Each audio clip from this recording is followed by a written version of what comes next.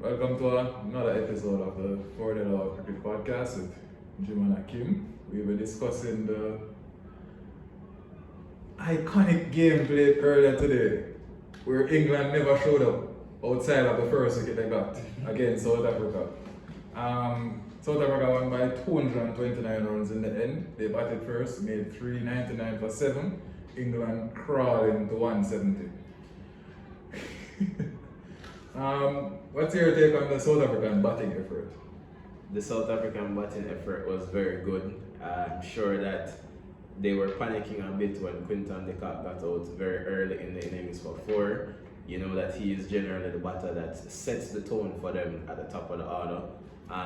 Also important to note, Temba Bavuma didn't play in the game today. The captain, he generally opens with de Kock. It was said that he was feeling ill on the morning of the game, so he was out. And Reza Hendricks came in to play for South Africa. It was a very good batting effort from them. As I said, Reza Hendricks, who came into the team, batted very well. He was supported by Rasik Vanderdussen, who is a prolific batsman for South Africa at number 3. He batted well. And then after him, Aiden Markram, the standing captain for the day, got a good cameo. But the batting effort really belonged to Klaasen and Marco Jansen. Those two, Klaasen got a century, Marco Jansen got 75 from 40-something deliveries. Both those two were brilliant. They took the game away from England in the middle to latter overs, and they held South Africa to post a total of 399. Massive total.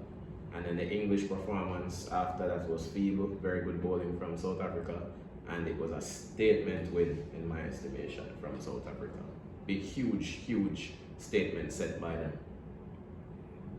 them.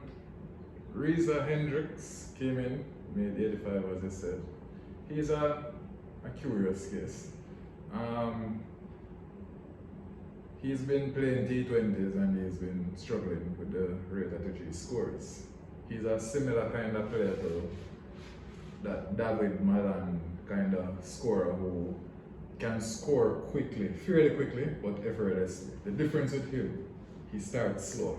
He has to take a couple of overs, 15 balls before he gets going and starts scoring freely.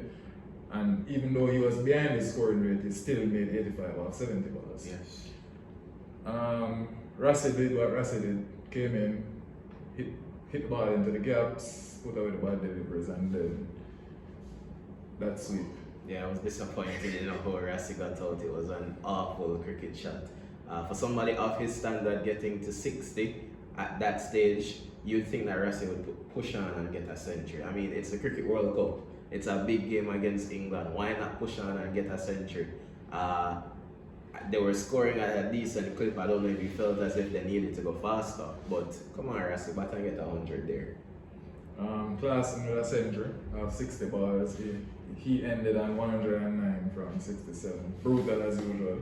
Klaasen is probably the most fearsome middle order striker of the cricket ball in this World Cup. He came into the World Cup in good form, scored a very good century against Australia, and he has carried his form over into the World Cup. Today he was very good.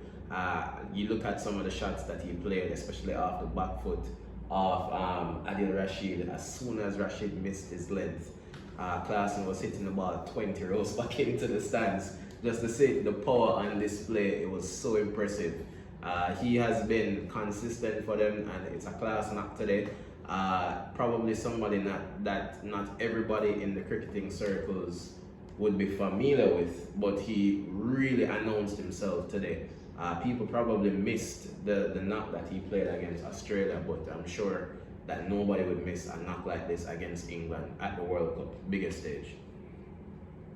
Marco Jansen seems to have filled a void that they have been trying to find a replacement for.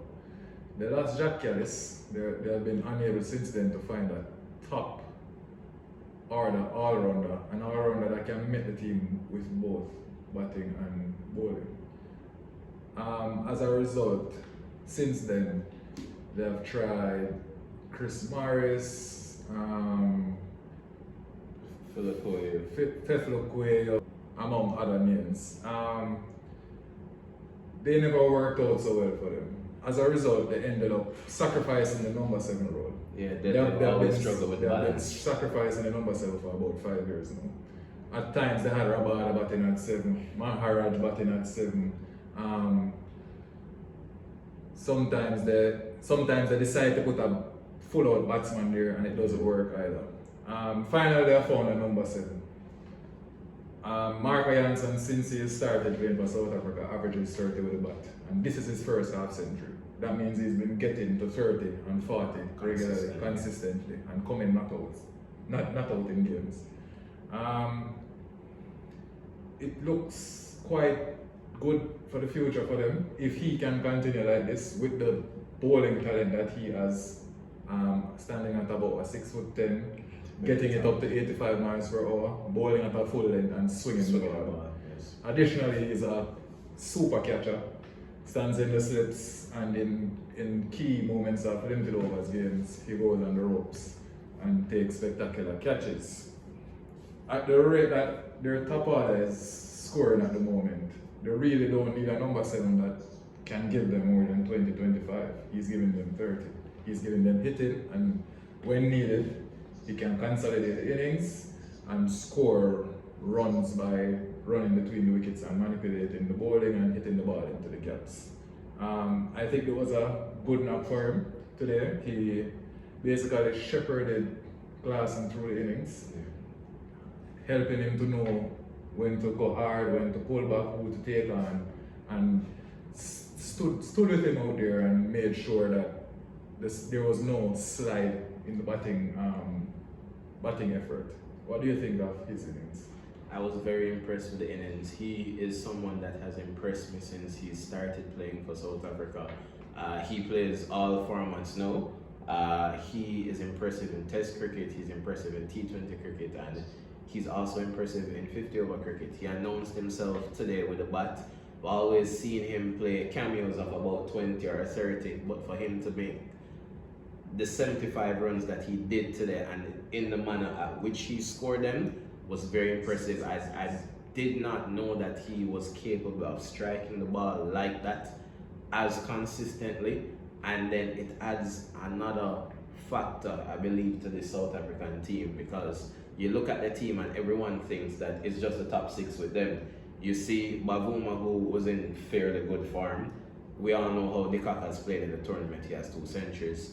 Rassie van der Dussen, Aiden Markram, Klassen, and David Miller. But when you add a number 7 who can come and strike at about 170, 180 and make a score like this in this manner against an English team that many people were touting before the tournament, it all bodes well for them, and I believe a lot of people are starting to sit up and take note of the South African team.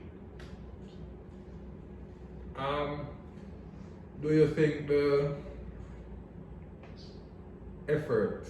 bowling effort from England towards the death of the innings was lacking, and it allowed South Africa to really push the total? Do you think they bowled accurately enough, or do you think the plans were off? The plans were off and the effort and execution was lacking. Coming into the tournament, looking at this English team and looking at the bowling department, you felt that they were a bit light. We spoke about Chris Woakes, and Chris Woakes being the leader of the attack for England coming into this World Cup. He was dropped for the game today. When you look at their squad from the last World Cup, Chris Woakes was dropped for the game today. Ben Stokes did not bowl. Liam Plunkett is retired. Jofra Archer is not here. He is in India, but he is like a contingency player in case someone gets injured. I don't think he traveled. He's in India. Well, he's in India. He's probably in for the next game.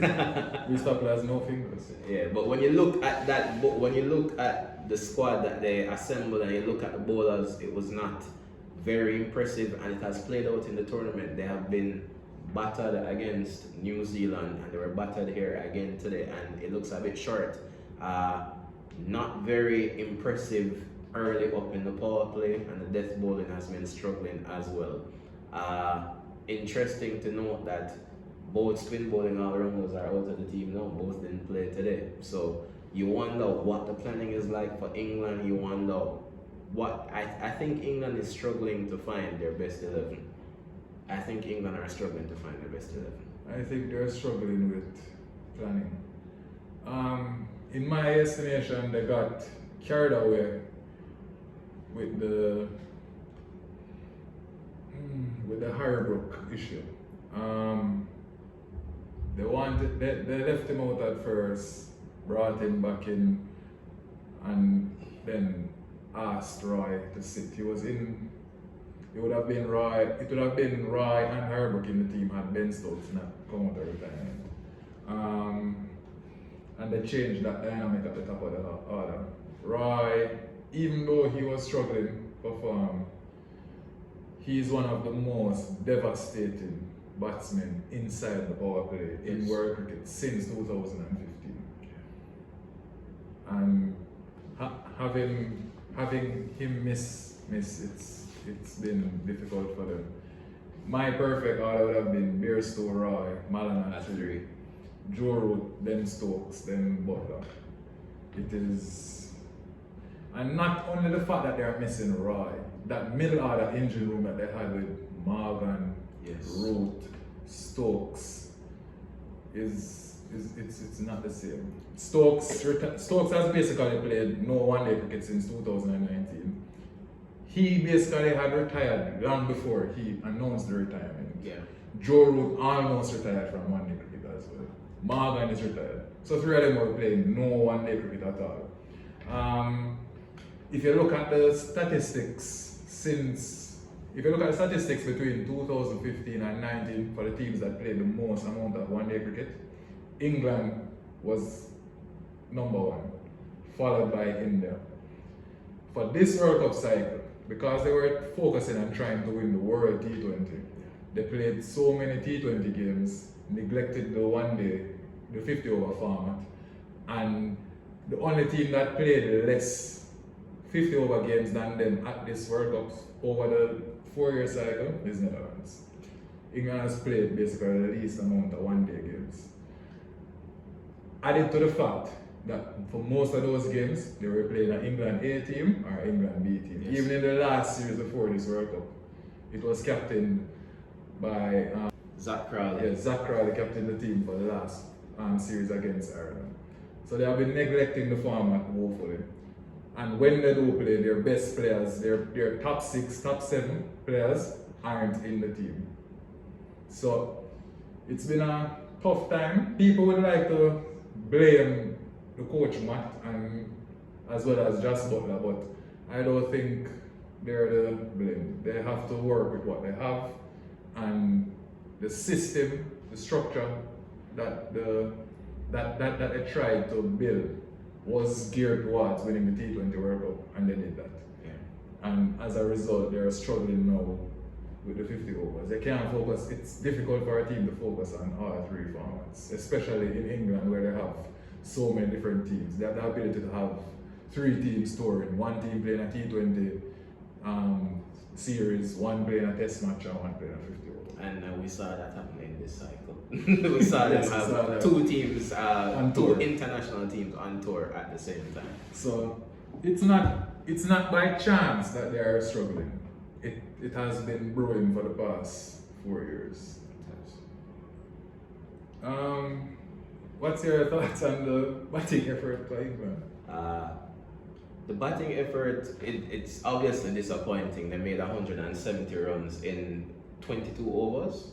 22 overs, and 70 or so of those runs came in the last wicket partnership between Gus and Marco. Yeah, between Atkinson and Mark with some serious hitting by the fast bowlers, I must say. I was very impressed with the hitting. I was very impressed with the hitting. That being said, the top order was blown away. Johnny Bairstow's form in this tournament has been questionable. His lean patch continued. What I must say that I noted with the planning, even though 2 of the wickets were strangled down the leg side, as you'd call it, where the batters got slight deflections and they were caught either by the wicket keeper or in the case of Joe Root, a leg slip. The South Africans look to bowl straight to the English batters. And I think it paid dividends. As I said, Root strangled down the leg side, a leg slip was brought in for Marco Jansen. That seemed as if it was an obvious plan, something that they discussed. And they knew that he would have been a key player for England in their batting effort. Probably not the man that you would think would hurt you the most in a chase of 399. You would look at other players to probably be more devastating, but in this tournament, he has been the man that has held the English batting together, along with Malan. So it was important for them to get him out in that manner. The man who performed with the bat was very good with the ball. Marco Jansen, impressed with him. With the new ball, ball full, swung the ball around, got important wickets. Ngidi was good, Rabada was good, Coetzee was good as well. He got some tap, but it was expected because of the state of the game. It almost got to a stage where the lower order of the English team had nothing to play for, so they could just come out and go swinging because they knew they would have lost anyway. So that probably reflected in the economy rates of some of the bowlers. But that being said, statement performance from South Africa against a team like this, defending champions, as we've said, and a highly touted English team. Not the best English team to go to a World Cup in my estimation, but South Africa still have to beat the teams that are in front of them, and the manner in which they got rid of England today was very impressive.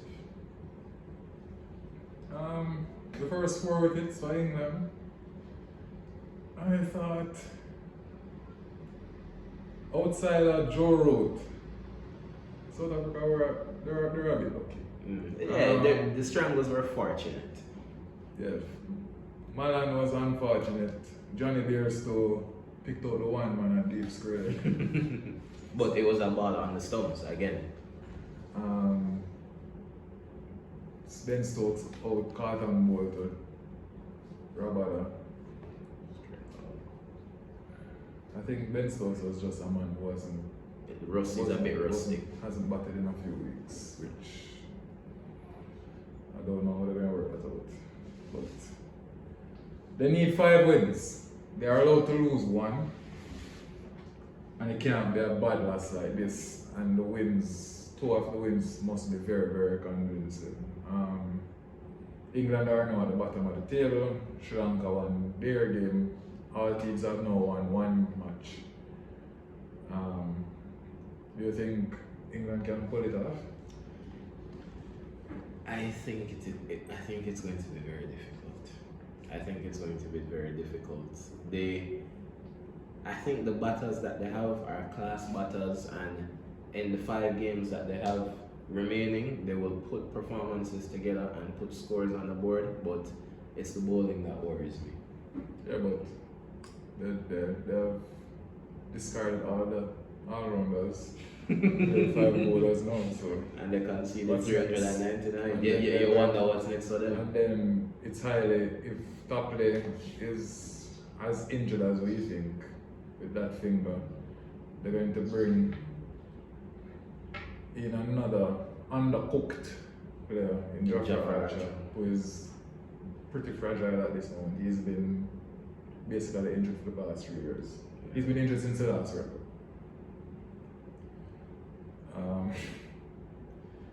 It's going to be quite tough for them. It's going to be tough for them, and then when you look at the teams, as I said probably at the start of the show, that it would be 3 teams competing for 1 spot, but Australia are the team that are kicking into gear. They're going up. Pakistan is on the decline. They aren't playing as well as they started the tournament, but you always have to back them in subcontinent conditions. And then you look at this English team and you're a bit unsure of their best 11. And I guess some of them would have doubts about the batting order probably. And then with the bowling, you don't know where they go from here because they dropped the lead of the attack. They dropped the lead of the attack. They dropped the 2 spin bowling all-rounders, and they've been shuffling the fast bowlers. So you don't know what combination they're going to put together to play the rest of these games. I think they just need they need two dead bowlers. For sure. Mark Wood is fast, but he's not tall. So if it's not swinging, he's easy to line up. They bowl a lot of length deliveries in the depth They're missing the South length. Africa. And that's the problem with trying to bowl Yorkers. A Yorker is a beautiful delivery when it lands correctly, but when You you miss. miss it, it's a hard volley or a nice low full toss. You don't have to move the bat, it's already landing in the middle of the bat. And especially on these pitches that are a bit slower and they're a bit more friendly for batting as well. So smaller boundaries as well.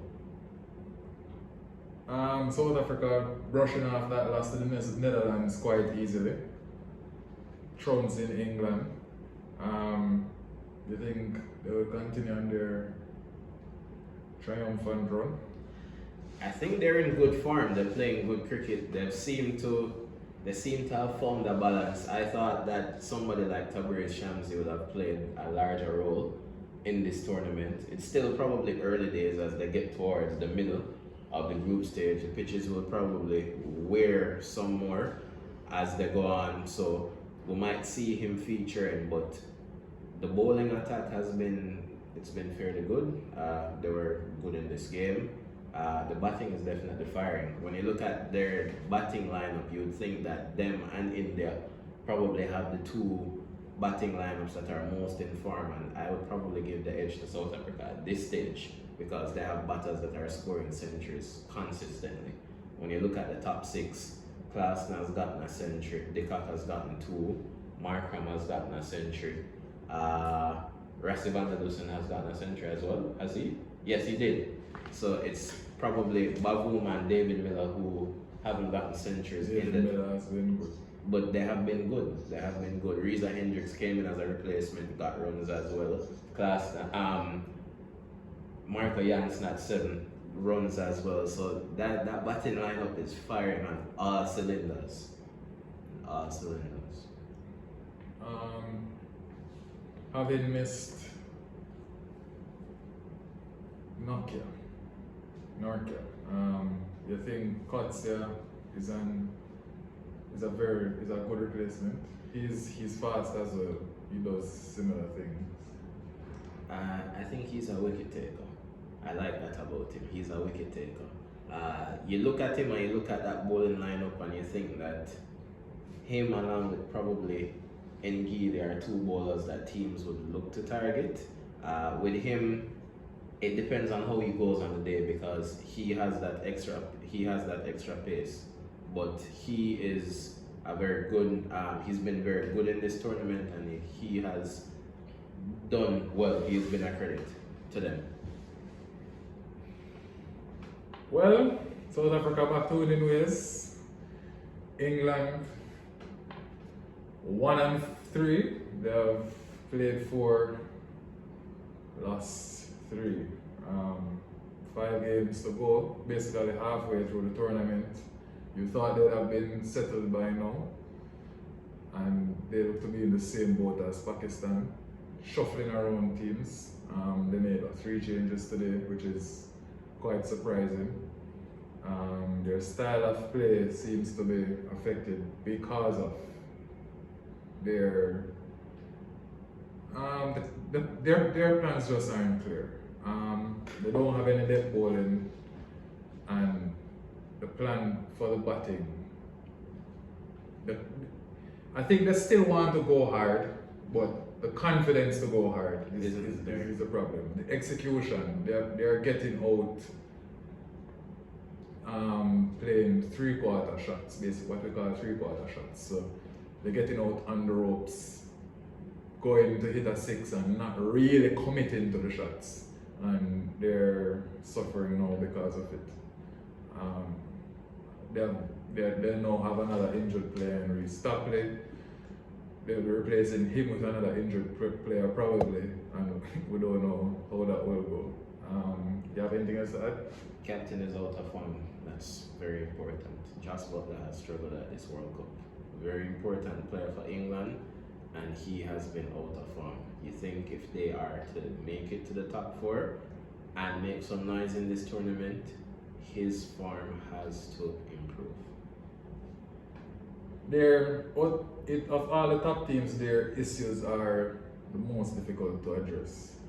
With Australia, it's just basically their catching.